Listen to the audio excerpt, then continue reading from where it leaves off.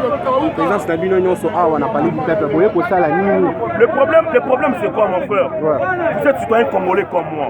Ça c'est quelque chose où ils ont concerné parti politique, où ils ont concerné une individualité.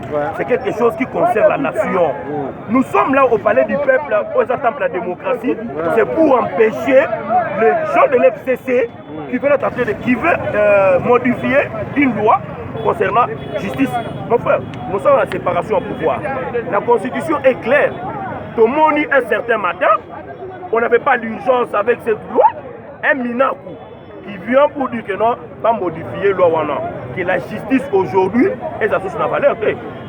Chose grave est que on se voit aujourd'hui un magistrat qui a passé son temps dans la classe pour être magistrat, sous commandement, il y a Moutou Aïbi. Pouvoir juridique, judiciaire, pardon, dépend d'un exécutant. C'est quelque chose où il faut comprendre. C'est pourquoi le peuple congolais, réuni à un seul homme, nous sommes là. Nous sommes là aujourd'hui. Nous sommes décidés pour dire que non, on doit mettre fin aujourd'hui avec ces sales systèmes. Minako était président de l'Assemblée nationale. Il était président de l'Assemblée nationale depuis 2018. Il avait tous ses pleins droits de modifier ça. Ils ont modifié des lois pour le peuple congolais ont bénéficié d'un côté. Combien de lois ils ont attaqué le peuple congolais? Parce que la constitution n'a ya Kabila. Maintenant, aujourd'hui, Félix a dit ça qui m'a moqué, non? On n'a pas fouillé dans le passé, mais le passé de même dans c'est fini. On est en train de le voir.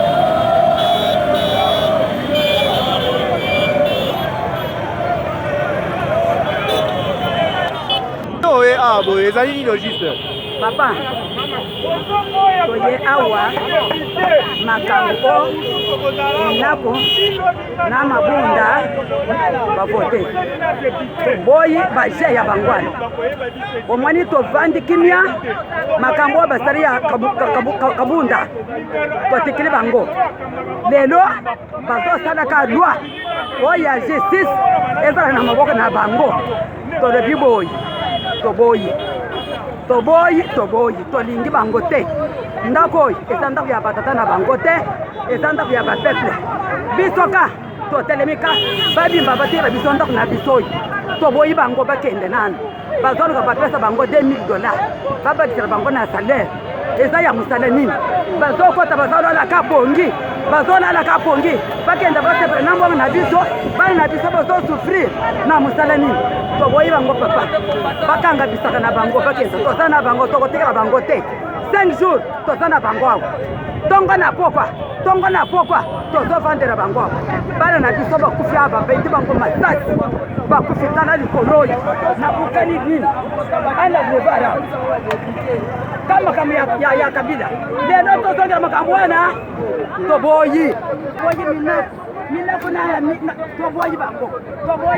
toboyi bango bakende bakanga pisaka baya bababe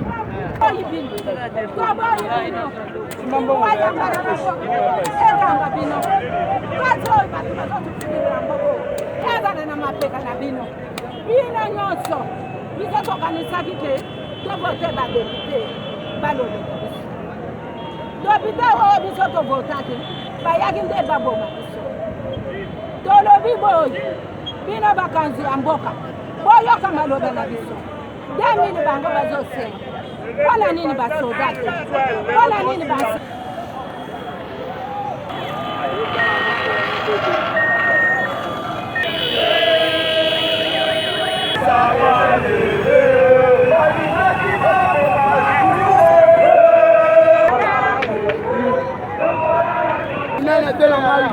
Oyidi munana omeli biso maladi na mboka oyo amiyidi bango nyonso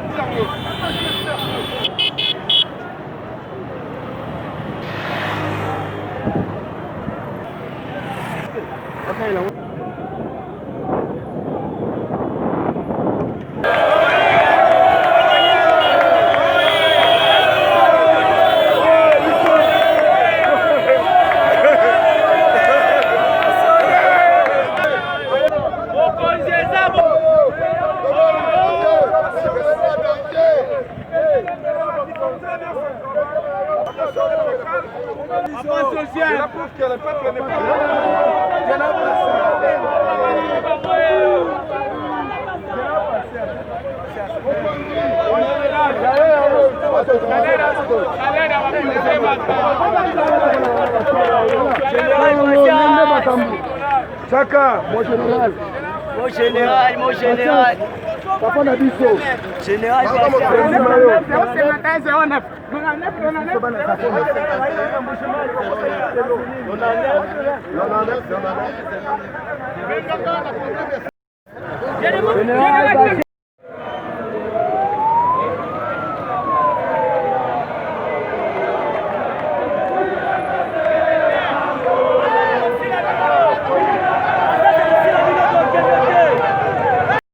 d'Éthiopie, avenue Éthiopie, évidemment au Boïvi Banakin. Tout le monde est donc qui m'a bien béné Pélico, ma moto par-ci par-là.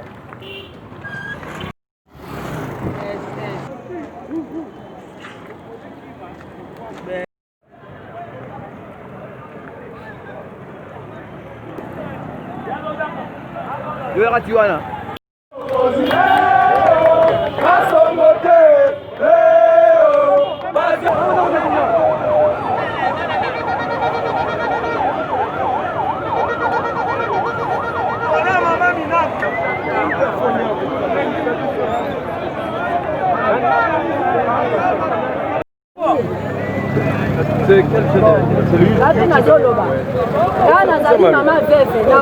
Maman, vous avez bien parlé. Mbongo yotangisa bana biso ekenda ufele bana lelo bakomi kotelengana lelo bana bakomi bavoyou mpona nini pasi eleki mangai mama lelo naza veve naza na musungi ya kosunga ngai te nakende gauche nakende droite kaka ngai moko lelo mama na ngai akufa bazwi babwaki ngai libanda nakomi kotelengana bana ngai lelo bakomi kobenga bakuluna basembe mashete lelo mpona nini pasi azwa ndenge ya kolia akei na balabala akomi faze mpona koluka ndenge ya kovivre mwa ya kolesa mwana ezali te papa faci tala biso likambo oyo biso totelemi na prince tozolela mai ya miso tala lelo pepe congolais bazolela mai ya miso mosala eza te. Excusez maman, bouti wapi? Boye makolo to tolembi nini ye makolo tozonga mpe makolo Zio eloko nini ememi bino awa mboka ya biso on a droit ya mboka na biso. Nous déclarons les droits de notre pays. Le peuple a besoin de respirer comme il faut. Tolingi état de droit et sala na mboka na biso mpona kofaire kosala eloko moko boye na pays na biso. Raison pour laquelle nous avons laissé nos demeures respectives mpona kobunda mpona mboka na biso. On a souffert pendant 22 ans. Babete biso, babete ba maman ba gaz, ba viola ba maman. Trop c'est trop. Vive l'état de droit. Donc soutenir notre président Fatih Beton pour une initiative à état de droit.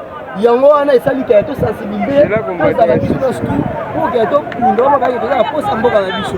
Ba o to zo mo o esa ba mama, kala ba mama bo. Ba uti mosika malweka. Donc il y a déjà 5 kasa. Ba mama ba ndimi. Et bon là biso te kwa bengi. Tu ba benga. Dictateur tu ba benga tana mutu tuna ya mwabe weu. Police mima na itulama. Pili makanda baba manyi fati aumela tozana simana ye pona ko soutenir ye merci par rapport à makambo to fika na parlement. En tout cas impression na ngai eza totalement vraiment naza désolé ya kozala pété congolais mais comme nzamba tsala kinga congolais yango naza na yawa même ngai ko apporter kaka force na ngai na baninga po totelemela démon oyo tozo vivre comme ba député ba démon satana oyo bazimwasi moko ya kata mai bacheli biso na kata assemblée nationale o basala nini baboya justice po ete ya congolais justice po ete ya biso tala niveau papa tala ndenge tozo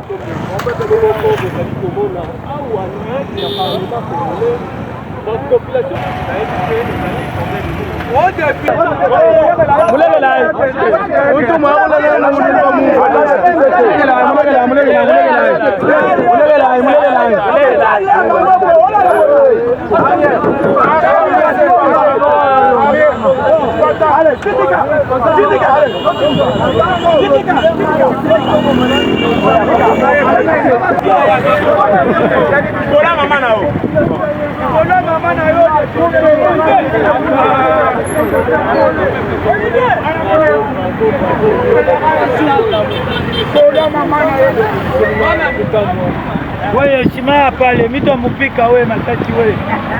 Papa, bonjour.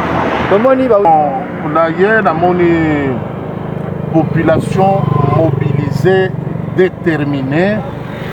Ndenge tolobaka ngala zali coordonnateur général. Il y a dynamique pour l'éveil de la conscience patriotique. Na sala 4 émissions na yebisa bandeko ke botika peuple tranquille.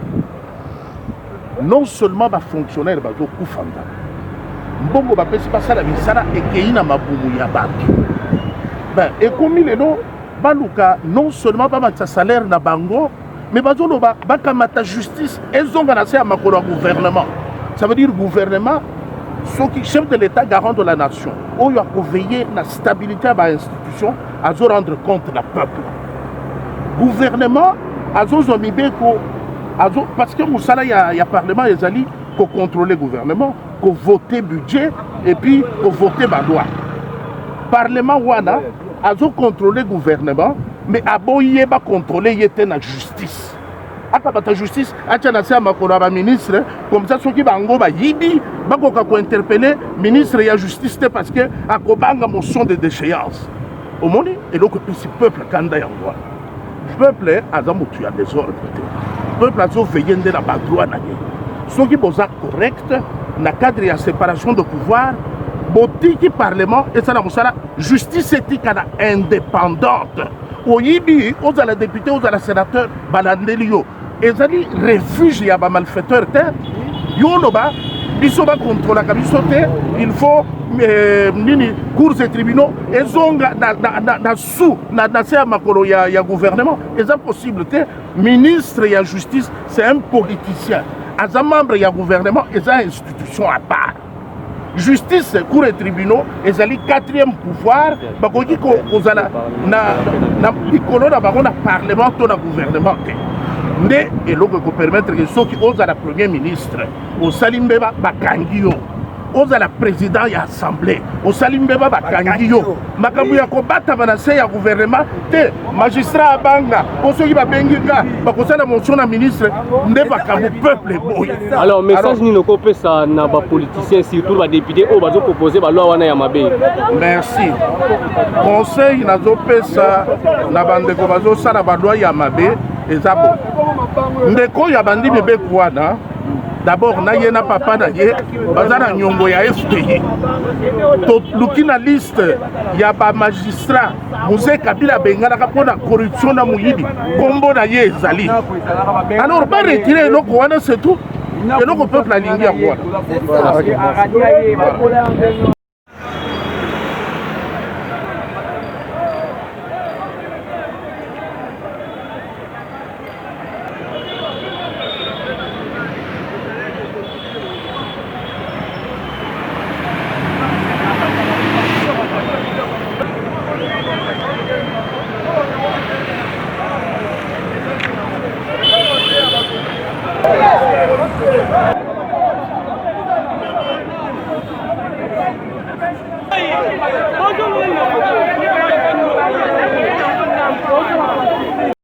ni kusala oui ndeko nini okoki kobakisa oyo ngai nakoki kobakisa na miniti oyo mboka oyo tozokomprene te esika nini tokende ndeti biso bajene boye bapromotion na biso boye tozoyeba te soki kimikolo na biso tokozanga ata basapato kolata oyo ndenge bakambi oyo bakamba biso na mboka oyo bazomema biso bien te tala lelo lobi mambo lekaki lobi tala esu lelo kaka bango moko baprofite babonga na bafamile na bango biso population te.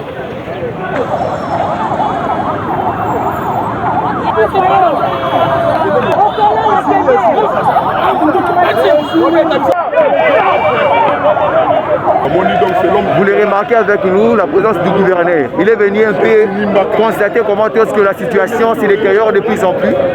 Il est là.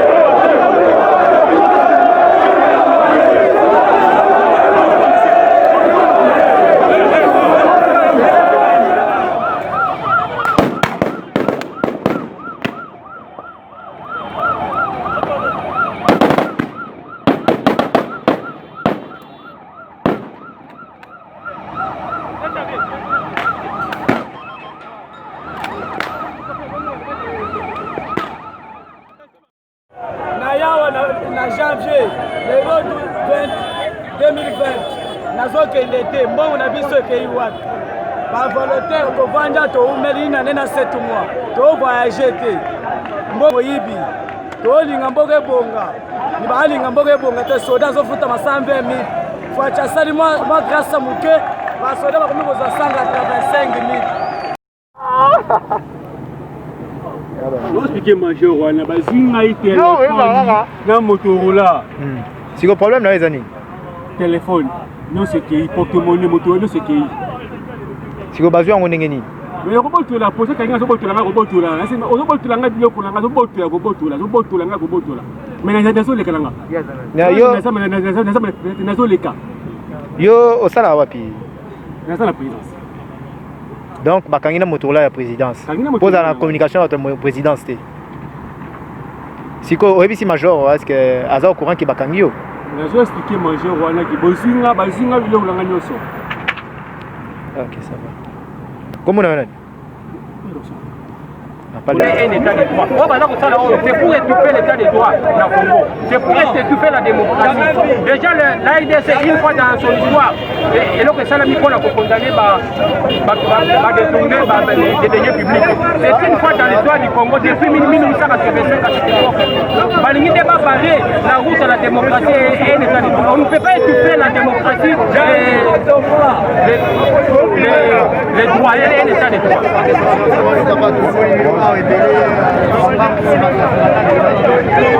Oui, toye awa toye pamba toye kotala badepute oyo tovotaki bango mpona ndako baza kaka motion na bango eza kiso mpur ya toyiba mbongo ya leta wana baza majorité qui sont contre yake toyiba mbongo te bango nyonso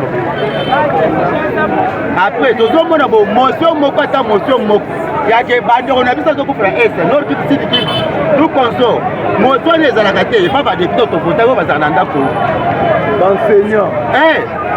Deuxième, moto yake ndako badola ezomata mettre fort na mboka na biso député moko motion moko ezalaka te moto na bango ezalaka kopesa biso mbongo otoke na vacances kopesa biso mbongo boye tosa grève message na Robert Minako Robert Minako ye azalaki président Assemblée nationale ntango moni ke moninga bakangi parce que Fatia alobaki azala masananga ozala kamada oza totangi nayo soko oyibi otia loboko na kesa leta kombono eza nani boloko mais sikoyo ye tamoni ke amoni mwana mai bazwi ye parce azwi bien public ya leta après basali te tota motion ana to diriger parce que e bandukoleka na Assemblée nationale wana toboyi mpona ye ayeba ke akomona